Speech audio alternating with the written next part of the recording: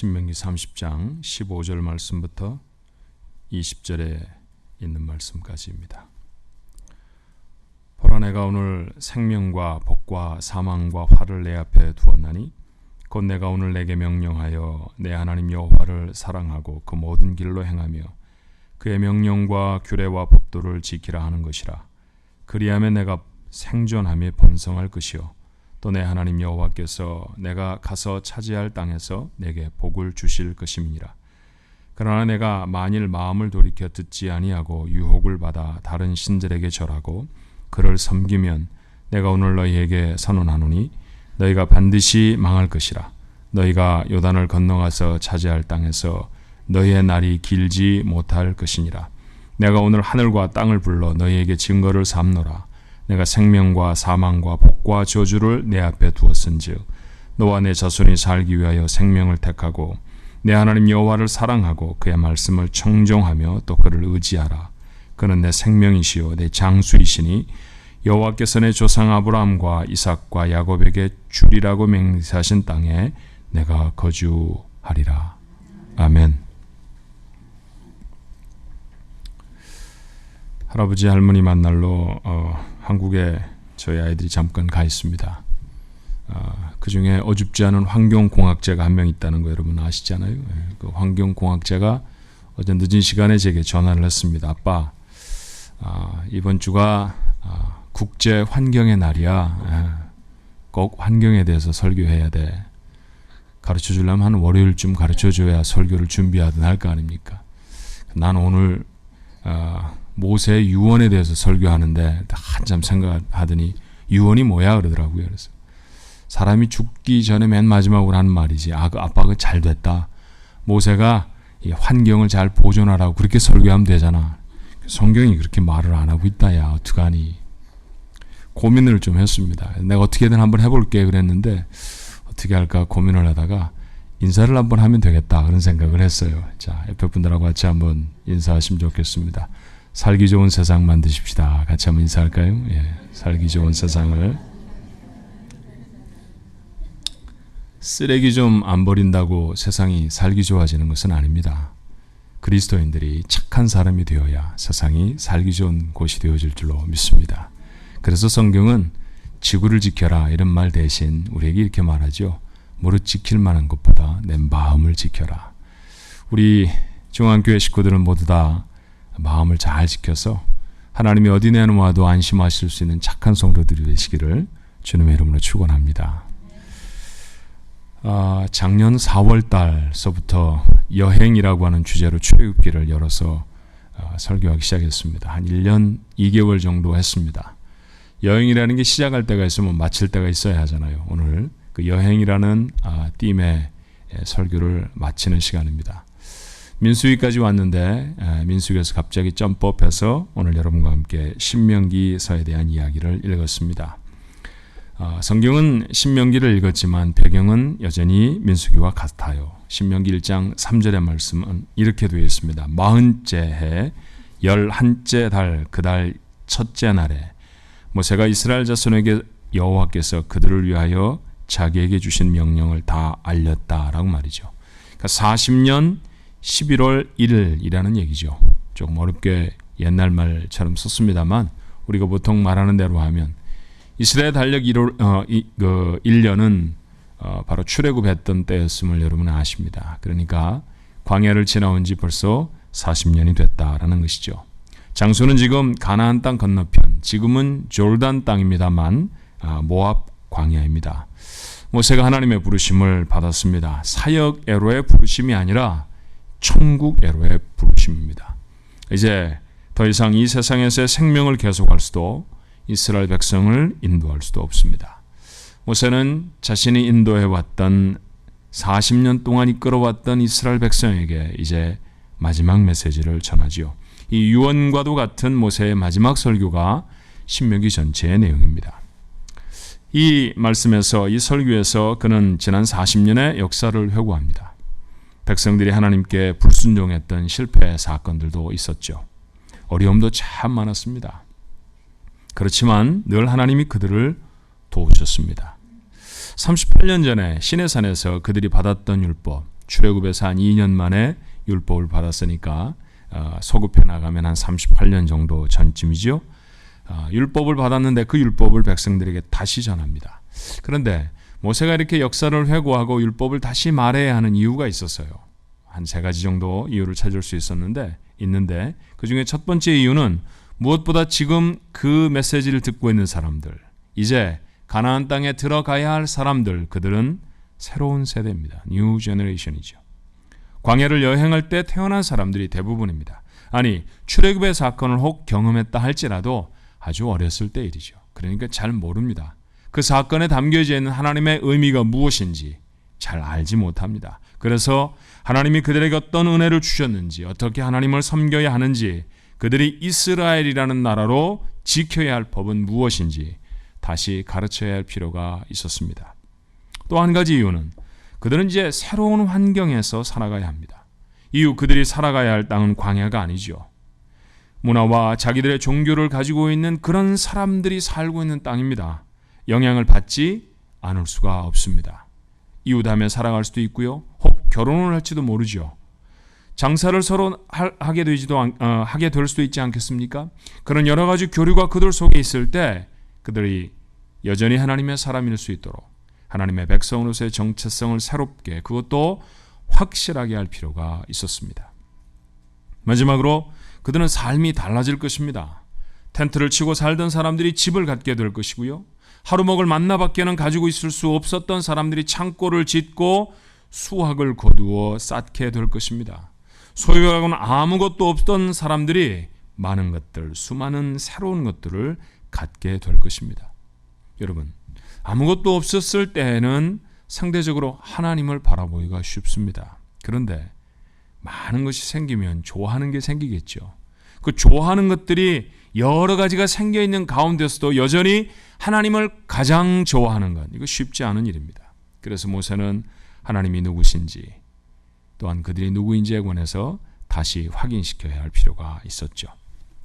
신명기는 여러분이 열어서 보시면 알겠습니다만 34장이나 되는 짧지 않은 성경입니다. 오늘 저는 한 번의 설교로 이 신명기 전체를 설교를 해야 하는 막중한 부담을 안고 있습니다. 자세히 읽어보면, 여러분에게 말씀을 증거하기 위해서 여러 번 읽고 또 읽어보았는데, 읽어보면 그 가운데 모세가 광야 여행에 대한 회고를 참 많이 기록하고 있다는 걸 알게 됩니다. 그런데 여러분, 이것은 이미 출애굽기와 민수기 통해서 우리가 참 많이 보았죠. 그곳에는 10계명을 비롯한 율법도 기록되어 있습니다. 그런데 이것도 출애굽기에 기록되어 있고, 또 우리가 율법을 공부하는 성경 공부 시간에 좀 배워서 다는 아니더라도 조금은 압니다. 신명기를 통해서 모세가 남기려고 한 유언과 같은 그런 메시지를 요약하면 사실은 오늘 본문의 말씀이죠. 결국은 뭡니까? 하나님의 말씀을 지켜라. 지키면 복을 받아 잘 될 것이고, 지키지 않으면 망할 것이다. 이게 반복해서 계속 신명기에 등장하고 있는 모세의 가장 중심이 된, 모세의 메시지의 골간이 되어진 이야기입니다. 축복의 말씀이 아무리 들어도 싫지는 않지만 저주의 말씀은 들으면 좀 부담스럽습니다. 한두 번 하면 괜찮을 텐데 축복 얘기하면 반드시 저주 얘기하고요. 아니, 양으로 비교해 보면 축복의 말씀보다는 저주의 말씀이 사실은 신명기에 훨씬 더 많습니다. 셀 수도 없을 정도로 저주를 반복하고 그것도 극렬한 표현들을 사용하는데 모세는 서슴지 않습니다. 하나님의 말씀을 지키지 않으면 전쟁하기만 하면 질 것이고, 온갖 종류의 병에 다 들 것이고, 아무리 농사를 지어도 수확은 얻지 못할 것이다. 들어와도 저주를 받고 나가도 저주를 받을 것이다. 그것이 모세의 말씀이었습니다. 고민을 좀 하게 됐어요. 하나님은 자기 백성에게 겁을 주어서 당신에게 복종하게 하시는 것일까요? 만약 그렇다고 하면 이런 종류의 복종은 기쁘지도 않고요, 쉽지도 않습니다. 누군가에게 겁을 가지고 누군가가 무서워서 하는 복종이 어떻게 쉽게 복종이 될 수 있겠어요? 그런데 모세는 그런 우리에게 우리의 마음을 아는 듯 정말 기가 막힌 메시지를 전합니다. 본문 조금 전에 있는 말씀이죠. 신명기 30장 11절에 있는 말씀인데, 내가 오늘 내게 명령한 이 명령은 내게 어려운 것이 아니요 먼 것도 아니라. 참 쉽다는 것이죠. 모세에게는 쉬울지 모른다, 그런 생각하게 되지 않습니까? 모세만큼의 믿음이 있으면, 모세만큼 하나님께 분명히 붙들린 인생이라고 하면, 그래, 모세는 쉬울 수 있어. 그런데 나는 아니야. 여러분, 우리가 그렇게 말하고 싶지 않습니까? 하나님의 명령이 지키기 어려운 것이 아니라고 하면 왜 이스라엘 백성은 그렇게 자주 명령을 어기게 되었을까요? 그들은 정말 보통 사람보다 훨씬 수준이 떨어지는 그런 종류의 사람들이었습니까? 사실 우리가 그렇지 않다는 거 잘 알지요. 하나님의 명령이 지키기가 쉬운 것이라고 하면 지키지 않는 사람들에게 왜 이런 저주는 또 정하셨을까요? 쉬운 일인데 안 하면 이렇게 큰 벌을 받는다, 이런 얘기 하실 필요가 없지 않았겠습니까? 이건 정말 심각한 고민입니다. 아무리 생각해도 하나님의 법을 지키는 것은 부패한 인간들에게는 쉬운 일이 아닙니다. 벌을 받을 것이 두려워 벌벌 떠는 모습으로는 하나님의 법을 제대로 지킬 수도 없습니다. 어떻게 하면 하나님의 법을 지킬 수 있을까요? 어떻게 하면 모세처럼 그 법을 지키는 것이 쉽다고 말할 수 있게 될까요? 제 실력으로는 신명기를 이렇게밖에 요약할 수가 없어서 주님의 도움을 좀 받기로 했습니다. 예수님은 명쾌하게 율법을 이렇게 요약하신 적이 있었죠. 자, 마태복음 22장의 말씀으로 돌아가 보면 여러분이 참 잘 아는 말씀이 곳에 기록되어 있습니다. 37절로 40절의 말씀이에요. 예수께서 이르시되 내 마음을 다하고 목숨을 다하고 뜻을 다하여 주 너의 하나님을 사랑하라 하셨으니 이것이 크고 첫째 되는 계명이요 둘째도 그와 같으니 내 이웃을 내 자신과 같이 사랑하라 하셨으니, 그리고 뭐라고 말씀하십니까? 이 두 계명이 온 율법과 선지자의 강령이니라. 강령이라는 단어는 우리가 잘 쓰지 않는 말씀입니다만 우리말로 말하면 summarize, 요약이다, 그런 말씀이죠. 율법을 다 정리하면, 구약 성경 전체를 통째로 다 넣으면 두 가지 명령밖에 없다는 것이죠. 하나님 사랑하고 이웃을 사랑하라는 말씀이라는 것입니다. 그런데 첫 번째로 하신 말씀, 하나님을 사랑하라고 하신 말씀은 그 말씀이 거의 똑같이 신명기에 기록되어 있는 말씀이라는 건 우리가 발견할 수 있어야 합니다. 신명기 11장 13절에 보면 이렇게 되어 있죠. 내가 오늘 너희에게 명하는 내 명령을 너희가 만일 청종하고 너희 하나님 여호와를 사랑하여 마음을 다하고 뜻을 다하여 섬기면. 모세가 유언처럼 하는 말 중에 무슨 말이 있습니까? 하나님을 내 마음을 다하고 뜻을 다해서 섬겨라. 모세는 수많은 말들을 했습니다.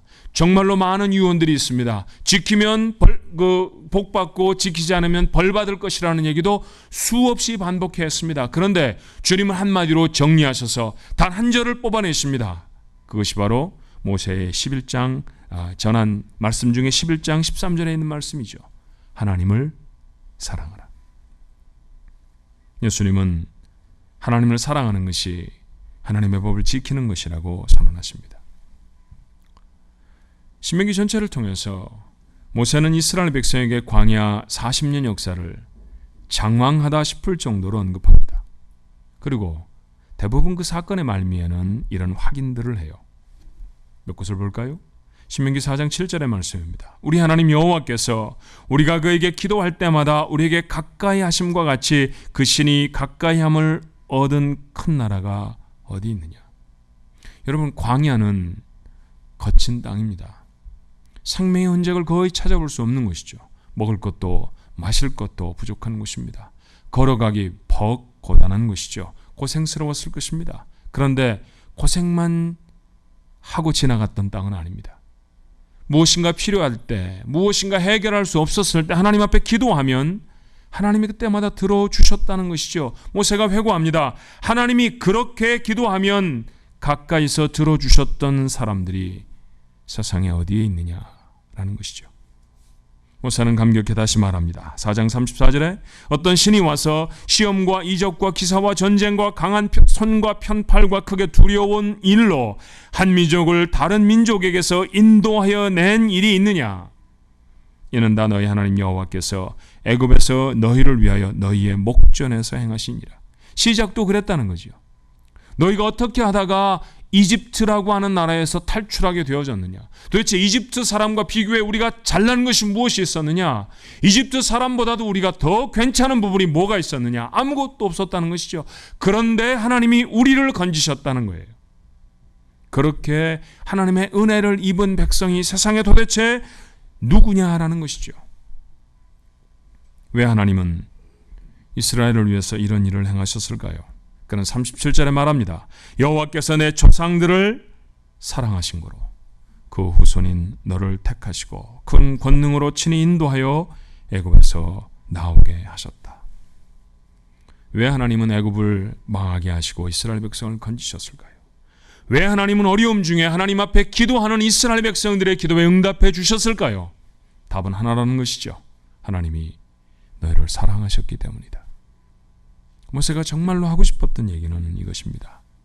사실은 말 안 들으면 벌 주시겠다는 무시무시한 저주의 말씀보다 이 말씀이 신명기서에는 더 많습니다. 수도 없이 모세는 이 말을 반복하지만 가슴이 쿵 하고 울렸던 말씀은 신명기의 마지막 부분에 있습니다. 여러분이 가슴에 새기고 늘 기억했으면 좋겠다 싶은 말씀이죠. 신명기 33장 29절의 말씀입니다. 이스라엘이여 너는 행복한 사람이로다. 여호와의 구원을 너같이 얻은 백성이 누구냐? 여러분에게 하시는 말씀 아닙니까?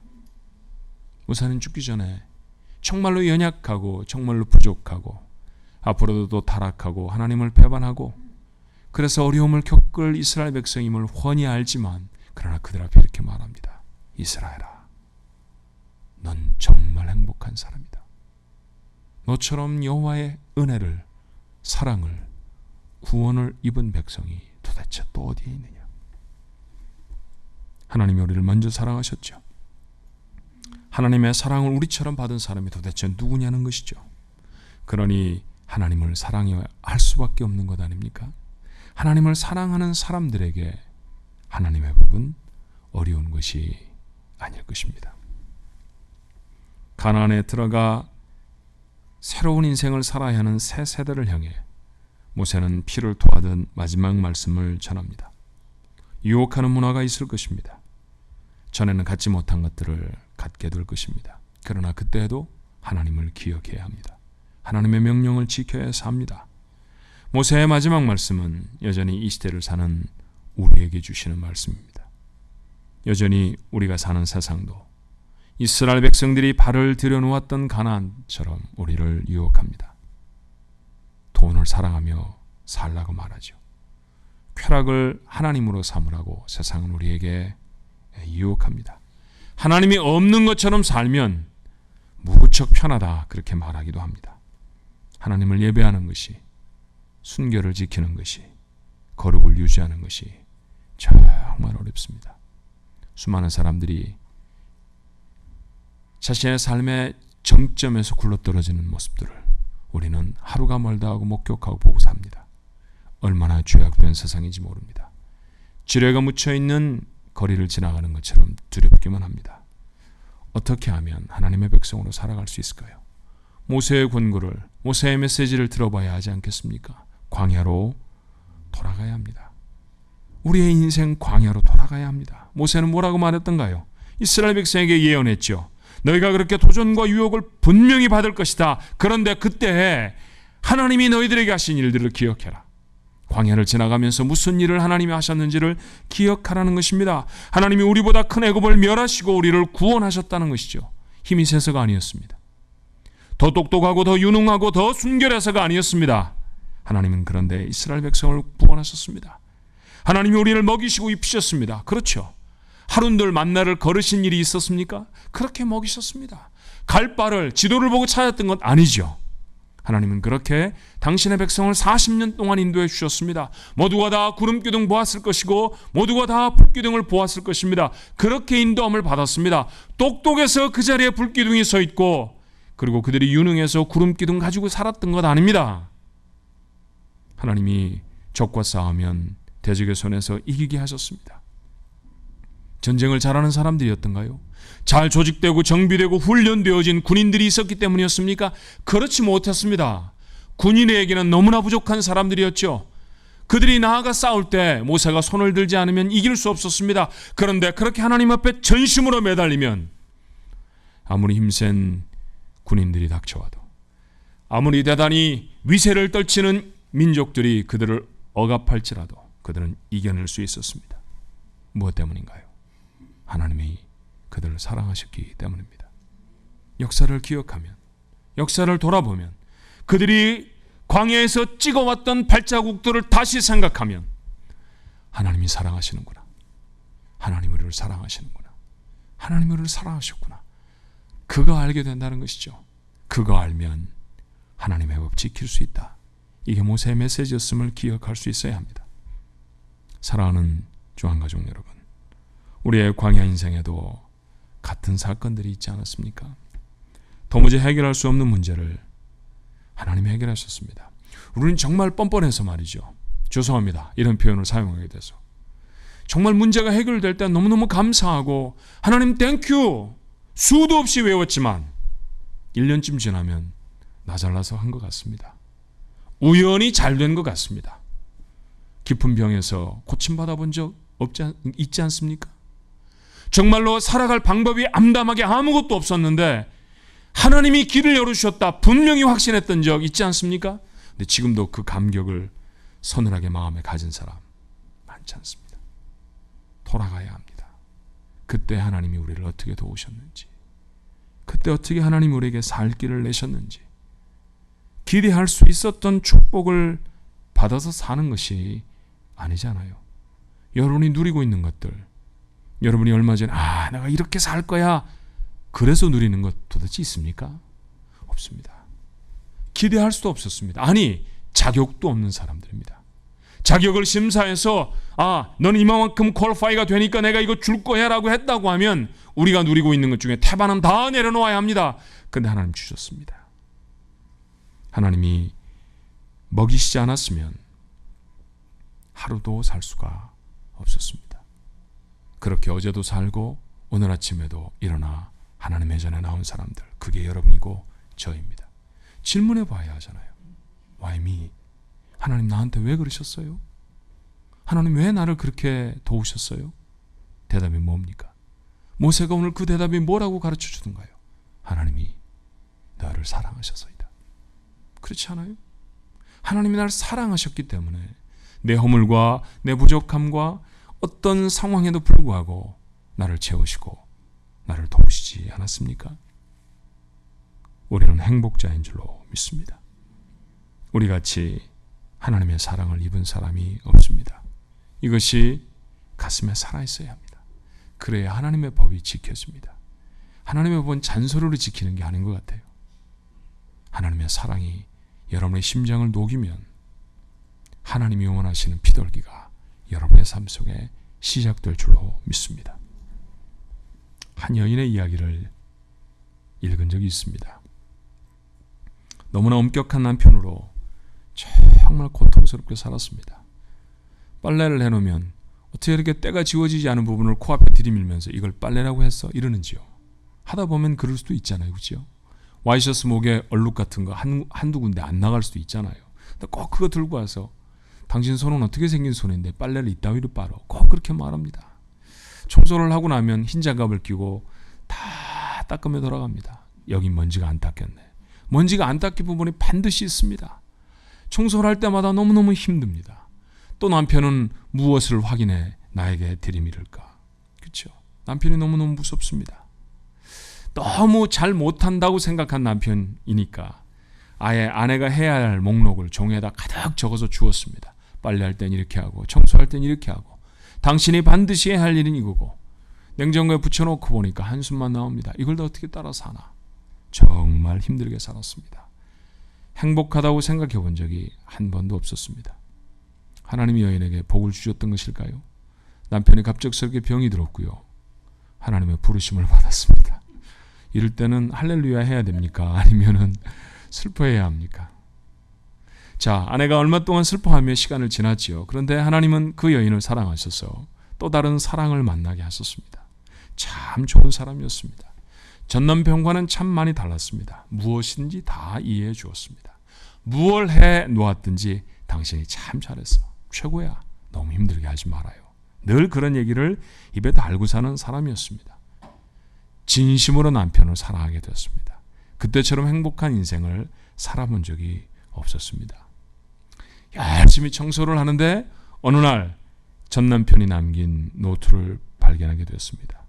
그녀가 해야 할 일들을 잔뜩 적어준 바로 그 노트 말이에요. 그 노트를 읽어보았습니다. 여자가 얼마나 깜짝 놀라는지 몰라요. 거기에 적혀진 것 지금도 똑같이 하고 있습니다. 전에는 하면서 너무너무 고통스럽고 너무너무 힘들었는데 지금은 하나도 힘이 들지 않습니다. 지금은 너무 잘합니다. 그렇게 하는 게 너무너무 기쁩니다. 이유를 아시지요? 무엇 때문일까요? 사랑했기 때문입니다. 예배하는 것 어렵습니까? 하나님에 대한 사랑이 식은 때문은 아닐까요? 헌신이 힘이 듭니까? 하나님의 사랑이 여러분 가슴에 불붙어 있나요? 하나님의 말씀을 들으면 맞아, 이렇게 살아야 돼, 그런 마음이 희미해졌습니까? 어쩌면 말씀이 잘 안 들린 게 아니라 사랑이 희미해졌는지 모릅니다. 하나님의 사랑을 회복하십시오. 성경을 읽기만 하면, 나는 조금 경박하게 표현해서 성경책은 하나님이 우리에게 주신 연애편지, 그렇게 말해도 틀리지 않은 것 같아요. 페이지를 넘길 때마다 나 너 사랑한다, 나 너 좋아한다, 나 너와 함께 있는다, 난 너밖에 없다, 그런 메시지들 아닙니까? 그런 메시지로 가득 찬 성경을 읽잖아요. 하나님이 뭐가 부족해 나를 사랑하십니까? 하나님이 도대체 나한테 무엇을 받으실 게 있다고 나한테 기대를 거십니까? 받으면 내가 더 많이 받고 기대하면 내가 더 많이 해야죠. 근데 하나님 나를 사랑하신다고 하셨습니다. 나는 아무것도 드릴 게 없는 것 같은데 너밖에 없다고 나한테 아주 생명을 거셨습니다. 생명 거셨죠? 맞습니다. 자기 아들을 세상에 보내셨고 그 아들은 생명도 주셨으니까 말이에요. 그런 사랑 입고 살지 않습니까? 되는 게 없고 망조가 들어버린 인생이고 고통스럽고 절망스러운 인생이고 망해버린 삶이라고 생각하며 살아왔습니까? 모세는 그렇지 않다고 말합니다. 이스라엘이여, 너는 행복자로다. 너같이 하나님의 사랑을, 하나님의 구원을 입은 자가 누구냐? 여러분의 마음속에 새기고 살아야 할 메시지인 줄로 믿습니다. 매일을 살아가면서 하나님이 나를 사랑하신다는 사실 잊지 마십시다. 법을 지키려고 애를 쓰지 말고 하나님의 사랑을 회복하려고 애를 쓰십시다. 그러면 예배가 왜 한 번이지? 왜 예배는 1시간밖에 드리지 않는 거야? 라고 말할 수 있지 않을까요? 왜 하나님에겐 요거밖에 드릴 수가 없지? 전부 다 드리면 얼마나 좋을까? 이렇게 되지 않을까요? 하나님을 사랑하면, 하나님은 전부 다를 걸고 우리를 사랑하셨으니 그 사랑을 아는 우리는 우리의 전부를 걸고 하나님을 사랑하게 될 줄로 믿습니다. 하나님 사랑하는 성도들, 세상을 바꾸는 하나님의 사람들로 살아가게 될 줄로 믿습니다. 여러분의 모습이기를 축원합니다. 기도하십시다. 말씀 지키기가 참 많이 어려웠습니다. 쉬지 말고 기도해라. 하나님 어떻게 쉬지 않고 기도합니까? 원수를 사랑해라. 하나님 원수는 때려줘야지 어떻게 사랑합니까? 하나님, 우리는 온갖 종류의 핑계로 주의 말씀을 읽었습니다. 그런데 사랑을 알지 못해서였습니다. 모세가 우리에게 말합니다. 광야로 돌아가 봐라. 우리의 찍어온 발자국 다시 돌아가 보았더니 맞습니다. 모세가 이스라엘 백성에게 말한 것처럼 우리도 발자국 하나하나마다 하나님의 사랑이 담뿍 담겨 있습니다. 그렇게 사랑하셨습니다. 그렇게 나를 도우셨습니다. 오늘 우리의 말을 바꾸기로 했습니다. 우리의 마음을 바꾸기로 했습니다. 저는 행복한 사람입니다. 왜냐하면 저처럼 하나님의 사랑을 입은 사람이 없기 때문입니다. 그 사랑 잊지 않게 하옵소서. 그 사랑 가슴이 저리도록 담고 살아가게 하옵소서. 그러는 사람들이 하나님의 말씀을 지키게 될 줄로 믿습니다. 아니, 하라고 하신 것보다 더하게 될 줄로 믿습니다. 그런 능력의 성도들, 오늘 이 아침에 저들의 모습이 되도록 변화시켜 주시옵소서. 예수님 이름으로 간절히 기도하옵나이다. 아멘.